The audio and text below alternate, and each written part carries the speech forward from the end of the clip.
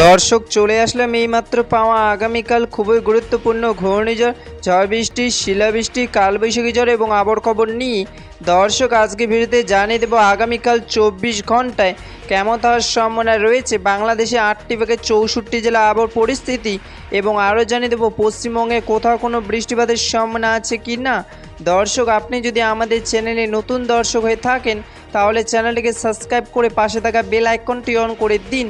তো চলুন এবার জেনে নিই এক নজরে। দর্শক ইতিমধ্যে গত 24 ঘন্টায় আবহবিদ বাংলাদেশের সর্বনিম্ন তাপমাত্রা রেকর্ড করেছেন ঢাকা বিভাগে 34 থেকে 35 ডিগ্রি সেলসিয়াস, এবং পশ্চিমবঙ্গে আবহাওয়া সর্বনিম্ন তাপমাত্রা রেকর্ড করেছেন কলকাতায় 33 থেকে 34 ডিগ্রি সেলসিয়াস। দর্শক এবার সরাসরি চলে আসলাম মেঘ বৃষ্টির স্যাটেলাইট পূর্বচিত্রে, এবং এই মুহূর্তে দেখতে পাচ্ছি আজ এবং আগামীকাল 24 ঘন্টায় বাংলাদেশে 8টি থেকে 64 জেলা আকাশ মেঘলা থাকার সম্ভাবনা রয়েছে।